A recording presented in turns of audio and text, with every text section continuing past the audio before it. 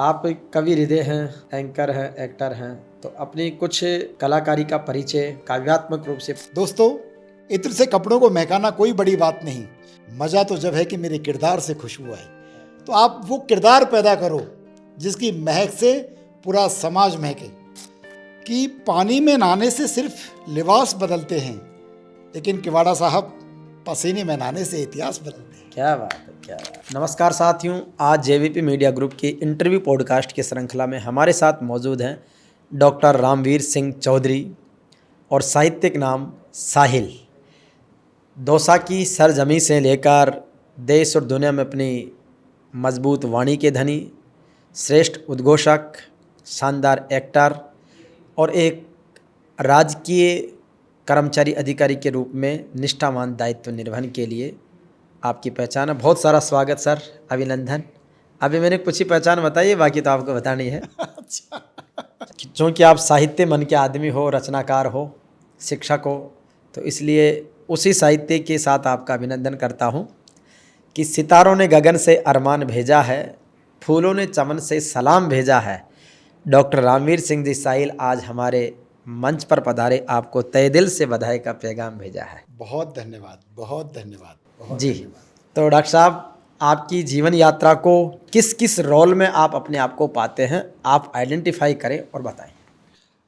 सबसे पहले तो मैं देश के जाने माने जेबीपी मीडिया ग्रुप को धन्यवाद और आभार देना चाहूँगा जी कि आज आपने मुझे आमंत्रित किया और मुझे यहाँ कर बहुत अच्छा लग रहा है। जब भी मैं आपसे मिलता हूँ, एक नई एनर्जी और नई प्रेरणा मिलती है। जहाँ तक जीवन की यात्रा का आपने बात कही, मैं भी आपकी तरह ज़मीन से जुड़ा हुआ एक किसान पुत्र के नाते अपने जीवन का शुभारंभ किया। जी चारों तरफ वही लहराती हुई फसलें देखी, पसीने में भीगता हुआ माँ बाप का तन देखा और वहाँ से कुछ कहानियाँ और कुछ प्रेरणा मिली कि जीवन में पद और पैसा बहुत बड़ी चीज़ नहीं होती। जी माँ बाप से सीखा कि परिश्रम, ईमानदारी और मेहनत और आपका व्यवहार, तो उन दृश्यों को देखकर जीवन बड़ा हुआ और जीवन के साथ मेरे विचार भी बड़े हुए। बहुत बढ़िया। पिताजी आपके भारतीय सेना में रहे, राष्ट्र की सेवा में रहे, तो पिताजी का जो राष्ट्र के प्रति सेवा काल है उसके बारे में बताएं। किवाड़ा जी, बहुत अच्छी बात कही। आपने मेरी संवेदनाओं को स्पर्श कर लिया। दरअसल आज के ज़माने में शायद बहुत कम ऐसे पुत्र होंगे जो अपने पिता पर गर्व करते हैं, लेकिन मेरे साथ मेरा पूरा गांव भी मेरे पिताजी पर गर्व करता है। उसका प्रमुख कारण राष्ट्र की सीमाओं की सुरक्षा एक आम नागरिक होने के नाते एक बड़ी जिम्मेदारी होती है। मैं सौभाग्यशाली हूँ कि एक ऐसे पिता का पुत्र हूँ जिन्होंने देश की रक्षा के लिए देश की 3 जंगें लड़ी। जब भी मैं उनकी कहानियाँ सुनता हूँ जंगों की, तो मेरा भी रोम रोम आक्रोश में खड़ा हो जाता है। आप देखेंगे कि पहली चाइना से युद्ध हुआ 1962 में, उसके वो भागी थे। उसके बाद 1965 में पाकिस्तान से युद्ध हुआ, उसमें भी एज ए सोल्जर उन्होंने लड़ाई लड़ी और 1971 में अंतिम युद्ध में भाग लेकर और वो घर आए। तो कई बार वीरता की कहानियाँ जब वो कहते हैं कि मैंने कभी नहीं सोचा कि मैं जीवित घर भी लौट पाऊँगा, क्योंकि मेरे आसपास मेरे मित्रों की इतनी शहादतें हो रही थीं, लेकिन उस समय भी वही जज्बा था, मरने का कोई भय नहीं था। लेकिन सबसे बड़ी चीज़ थी कि हम अपनी राष्ट्र की सुरक्षा, उसकी प्रतिष्ठा के लिए अपनी जान की बाजी लगा दें, तो वो भी कम है। पिता का सानिध्य प्रेरणा के साथ आपकी प्रारंभिक शिक्षा किस तरीके से शुरू हुई और उसके बाद आप भरतपुर के गांव से दौसा बसने की कहानी। हरिराम जी, मेरा छोटा सा गांव है, ग्रामीण अंचल में है। भरतपुर ज़िले में वैसीना गांव है, ग्राम पंचायत मुख्यालय है, वहाँ मेरा जन्म हुआ। 8 जनवरी 1972 का जन्म है मेरा। जी पापा शुरू से आर्मी में थे, माँ ने मुझे संस्कार दिए, पला। और प्रारंभिक जो मेरी शिक्षा थी वो गांव से हुई, लेकिन जैसे ही पापा जी आर्मी छोड़कर गांव में आए, उसके बाद उन्होंने इंडियन ऑयल कॉरपोरेशन जो आईओसी होता है जी उसमें कार्यगण किया। और उस समय से मुझे याद है कि मेरी शिक्षा दीक्षा केवल गांव में नहीं, उनके साथ जहाँ भी पोस्टिंग रही वहाँ पर होती रही। तो आपने मतलब शिक्षा के दौरान बचपन में भी चारों तरफ का राज्य का देश का भ्रमण किया। ये सौभाग्य है कि पिता के कारण एक पुत्र को अनेक संस्कृतियों में जीने का अवसर मिला। जैसे पापा का पोस्टिंग रहा आबू रोड जो गुजरात बॉर्डर पर है, तो वहाँ अपने आप में एक अलग कल्चर थी, अलग मिठास थी, अलग व्यवहार, अलग बोली भाषाएं थी। तो वहाँ से एक मानव निर्माण प्रारंभ हुआ, जी बहुत कुछ सीखने को मिला। और मैं तो गर्वित हूँ कि आज की तारीख में भी मुझे मेरे माता पिता के सामने में बोलने में संकोच लगता है। मेरी कुछ मांगें भी होती हैं तो मैं सोचता हूँ कैसे कह पाऊँ। ये संस्कार और सम्मान है। तो अभी आप सौभाग्यशाली हैं कि माता पिता के साथ रहने का सौभाग्य आपको मिल रहा है। दौसा में रहते हैं आप? हाँ, बिल्कुल माता पिता का सानिध्य मुझे प्राप्त है। पिताजी लगभग 84 साल की आयु में हैं, माताजी हैं। लेकिन मैं ये मानता हूँ कि पिता से ज़्यादा जो माताजी हैं हमारी, जी वो बहुत ही क्रिएटिव, मतलब शिक्षा दीक्षा नहीं, अनपढ़ हैं, लेकिन माताजी का जो हमारी अनुभव है ना, व्यवहारिक अनुभव। व्यवहारिक अनुभव, सामाजिक अनुभव, और जो एग्जाम्पल, यानी विपरीत परिस्थिति चुनौतियों में जिस प्रकार से वो साहस दे सकती हैं, जी मुझे लगता है कि वो साहस समाज में मुझे कहीं और से नहीं मिलता। आज भी पारिवारिक दृश्य जीवन की यात्रा में बहुत सारे दुख सुख का जोड़ा है, बिल्कुल। लेकिन जब भी मैं उनके चरणों में बैठता हूँ, उनकी बातें सुनता हूँ, तो ऐसा लगता है कि नया जीवन मिल गया हो, नया हौसला और नई हिम्मत मिली हो। बिल्कुल। तो उस तरह के संस्कार। कितने बहन भाई हैं सर आप? मैं अकेला भाई हूँ, 4 मेरी बहनें, एक मेरे से बड़ी हैं, जिया जी हैं, वो नायब तहसीलदार हैं। और बहन भाइयों में मैं भी गवर्नमेंट जॉब में हूँ, और 2 छोटी सिस्टर हैं, वो भी गवर्नमेंट जॉब में, एक जयपुर हैं और एक दौसा है। आप शिक्षा विभाग से जुड़े हैं, तो आप सरकारी सेवा में कब आए एजुकेशन के बाद में? एजुकेशन के बाद वैसे मेरा सपना तो ये था कि वाला साहब कि मैं अपने पिता की तरह आर्मी ज्वाइन करूं, और उसी दिशा में मैं बढ़ा। फिजिकल रूप में भी बहुत मेहनत की, लेकिन कहते हैं कि नियति को कुछ और ही मंजूर होता है। जी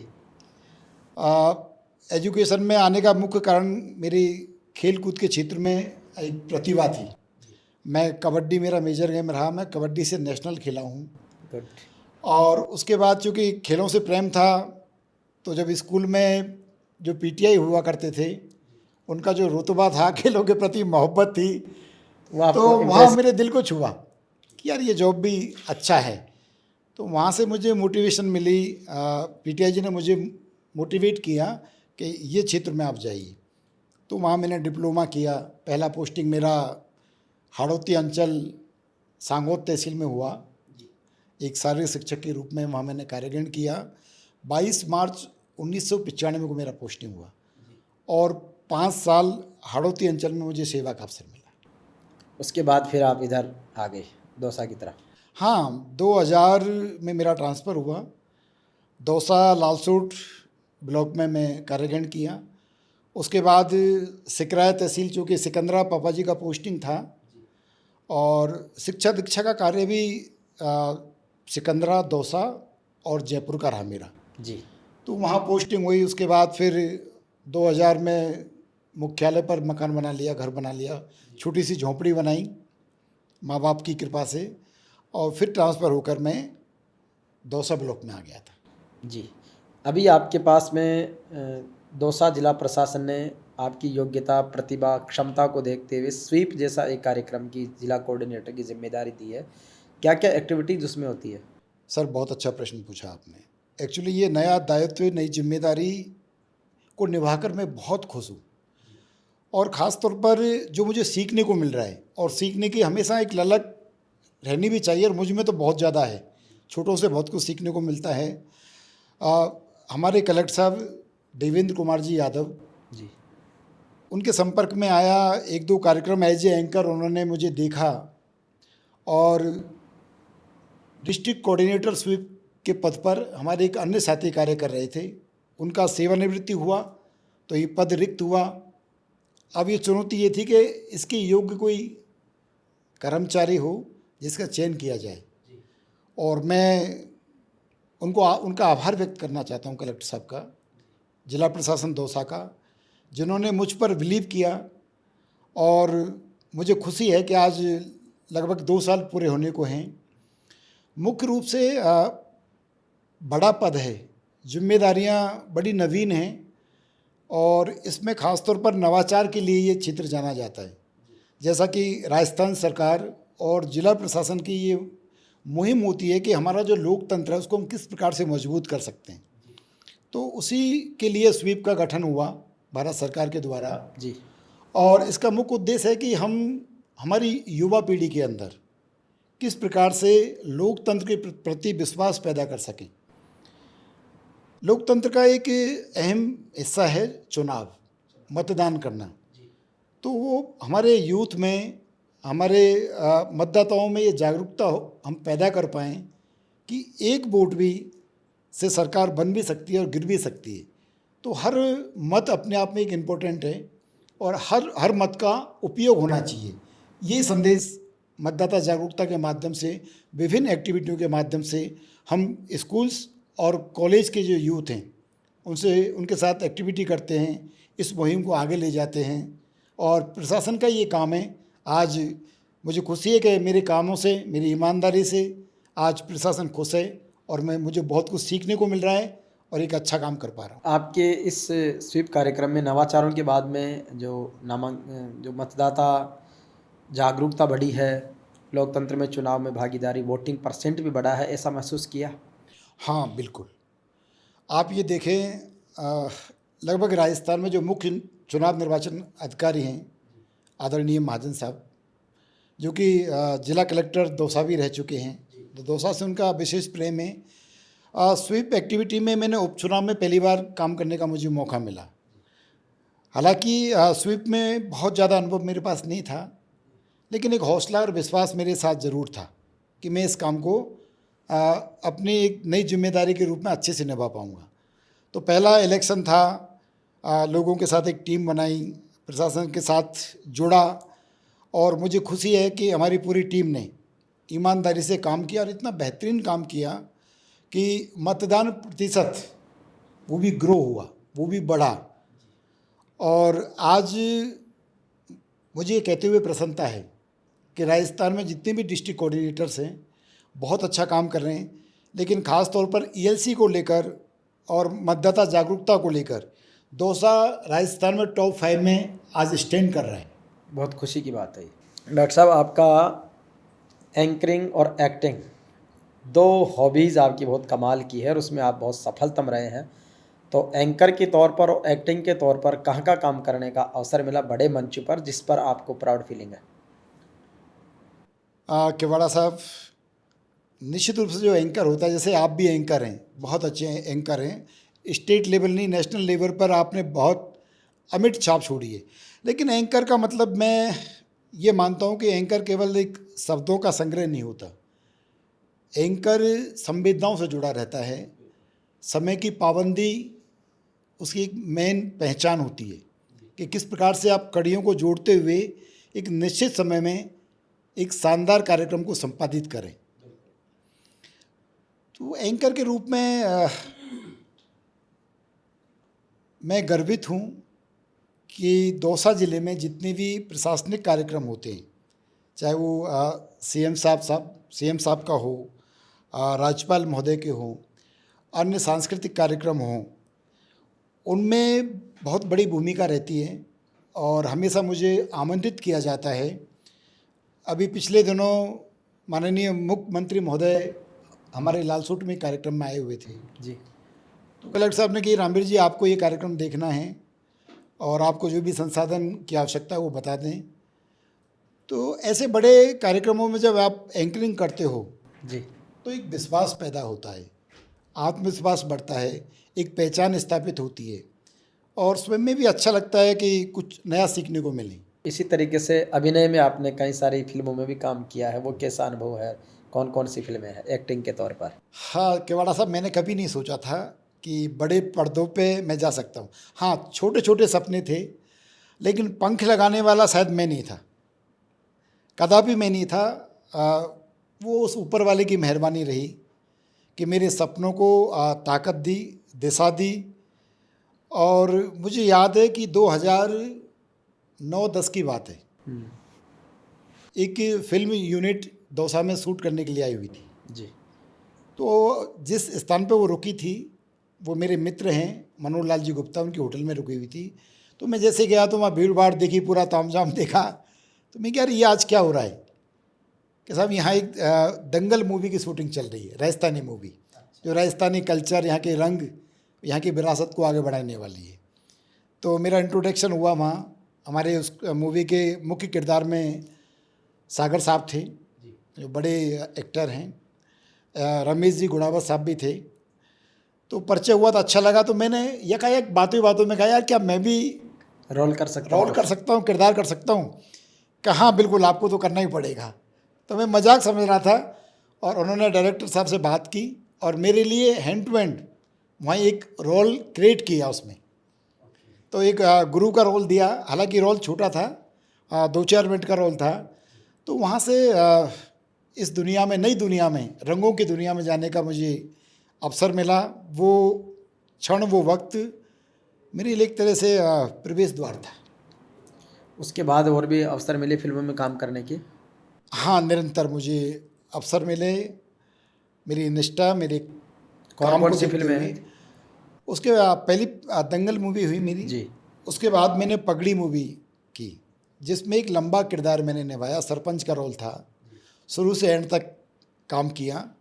और पगड़ी के बाद करवा चौथ मेरी मूवी रही, उसमें भी नेगेटिव किरदार निभाने का मौका मिला। मैं हर मूवी में कुछ अलग किरदार हो। अभी राजमंदिर में एक मूवी 2 महीने पहले रिलीज़ हुई, .0, देशभक्ति से संबंधित थी। उसमें पत्रकार का रोल करने का मिला, जो आप रोल निभाते हैं वो मुझे उस रोल मिला। और अभी वर्तमान में राम लक्ष्मण एक मूवी है, उसमें एक बेहतरीन सकारात्मक किरदार मैं अभी कर रहा हूँ। लगभग उसकी शूटिंग पूरी हो चुकी है, बहुत जल्दी बड़े पर्दे पर और आपके बीच में आएगी। आज ऑडियंस से भी मैं आप इस मंच के माध्यम से मैं कहना चाहूँगा, अपील करना चाहूँगा कि बहुत ही अच्छी मूवी है, सामाजिक मूवी है और उसको आप अवश्य ज़रूर देखें, आपको बहुत अच्छा लगेगा। क्योंकि राजस्थानी संस्कारों को आगे बढ़ाना, यहाँ की बोली भाषा को आगे बढ़ाना हम सबकी जिम्मेदारी। बिल्कुल, हम सबकी जिम्मेदारी। इसके साथ आप बहुत सारे कवि सम्मेलनों के मंचों पर भी दिखाई देते हैं। तो दौसा एक साहित्य नगरी की तरह डेवलप हो रहा है, वहाँ पर बहुत सारे सांस्कृतिक साहित्य कार्यक्रम होते हैं, सरकार के भी, साहित्यकारों के भी।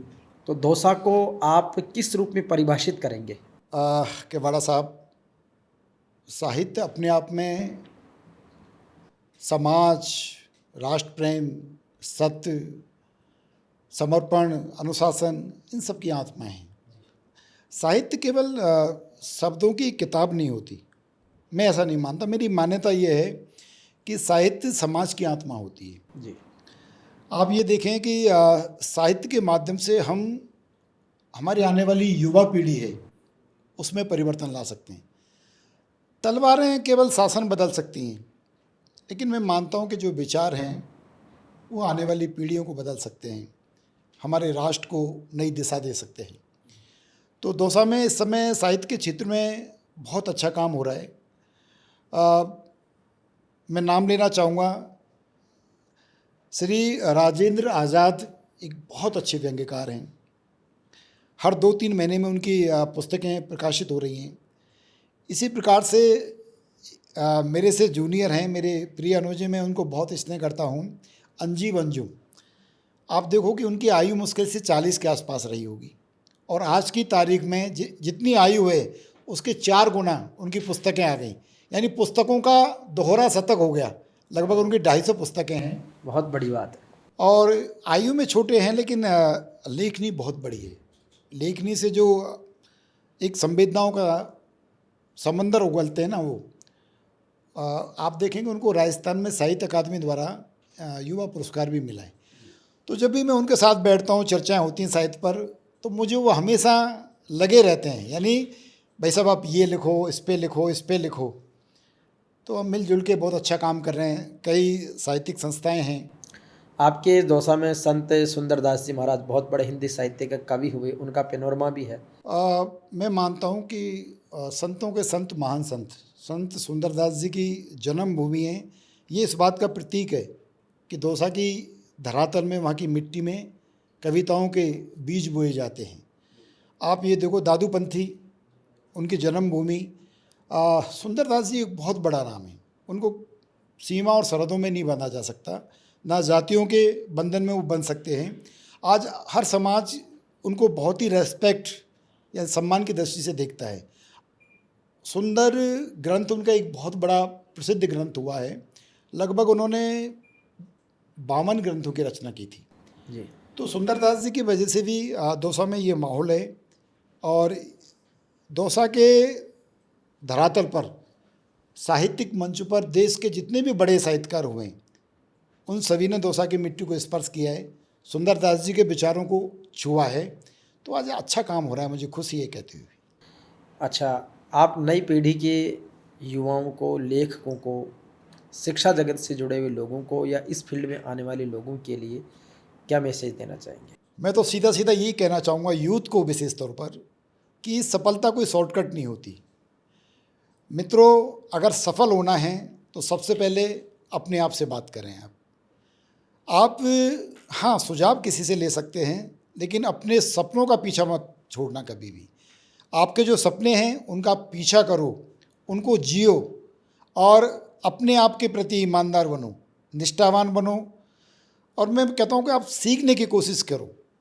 ख़ासतौर पर केवड़ा साहब, आपने अच्छी बात कही और मैं ऑडियंस को कहना चाहता हूँ आपके माध्यम से कि आज शिक्षा को रोज़गार के लिए आप जीना चाहते हैं, रोज़गार के लिए पढ़ना चाहते हैं। ये हमारा उद्देश्य और लक्ष्य कभी नहीं होना चाहिए। शिक्षा मानव निर्माण के लिए होनी चाहिए, शिक्षा राष्ट्र निर्माण के लिए होनी चाहिए, शिक्षा संस्कारों को विकसित करने के लिए होनी चाहिए, ना कि शिक्षा हमारे रोज़गार के लिए होनी चाहिए। रोज़गार एक एडिशनल है। अगर हमारी हॉबी है तो उस क्षेत्र में आप जाएं, रोज़गार करें, जॉब करें, लेकिन अपने सपनों को जिएं। और सपनों के माध्यम से इस राष्ट्र के लिए सोचना आपका काम है।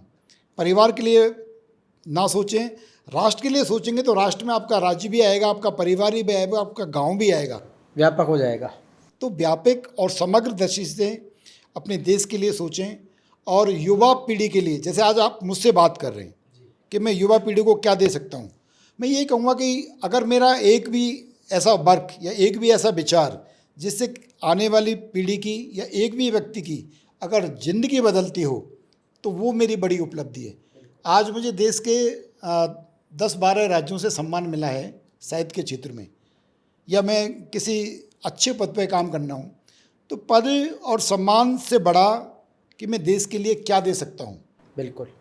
मेरी वजह से कितने लोग खुश हैं, कितने लोगों का जीवन में बदल पाया, यही वो मेरी सफलता। अचीवमेंट और उपलब्धि है।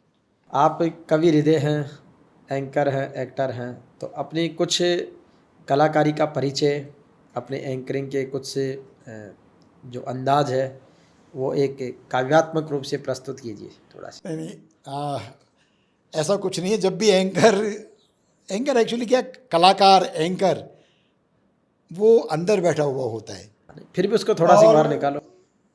जब भी मंच होता है या ऑडियंस बहुत ज़्यादा होती है तो स्वयं ही एक शक्ति आती है। बल्कि मैं तो ये कहूँगा कि दोस्तों, इत्र से कपड़ों को महकाना कोई बड़ी बात नहीं, मज़ा तो जब है कि मेरे किरदार से खुशबू आए।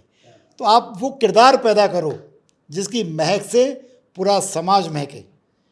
वो कहते हैं ना कि पानी में नहाने से सिर्फ लिबास बदलते हैं, लेकिन किवाड़ा साहब पसीने में नहाने से इतिहास बदलते हैं। क्या बात है, क्या बात। तो वो इतिहास बदलने की शक्ति परिश्रम से आती है, निष्ठा से आती है, कार्य से आती है। कि आज के पारिवारिक या सामाजिक परिवेश में एक चीज़ का मैं अभाव देख रहा हूँ और आपके इस पॉडकास्ट में उसका जिक्र करना बहुत ज़रूरी है कि आज रिश्तों में विश्वास कम होता जा रहा है। तो साथियों, मैं हमारी युवा पीढ़ी से आज इस मंच के माध्यम से यही कहना चाहूँगा, ये संदेश देना चाहूँगा कि सबसे पहले अपने माता पिता, चाहे वो अनपढ़ ही हों, लेकिन उनका सदैव सम्मान करें, उनकी बातें सुनें और जब भी आप अपने जॉब से, अपने रोज़गार से शाम को घर लौटें तो अपने बच्चे और पत्नी से पहले सबसे पहले अपने माँ बाप के पास बैठें। पापा कैसे हैं आप? आपने खाना वाना खाया कि नहीं? उनके पास बस 2 शब्द, बुजुर्ग आदमी होते हैं, प्यार से आपने पूछ लिया तो आप उनके लिए संसार के सबसे अच्छे पुत्र हैं।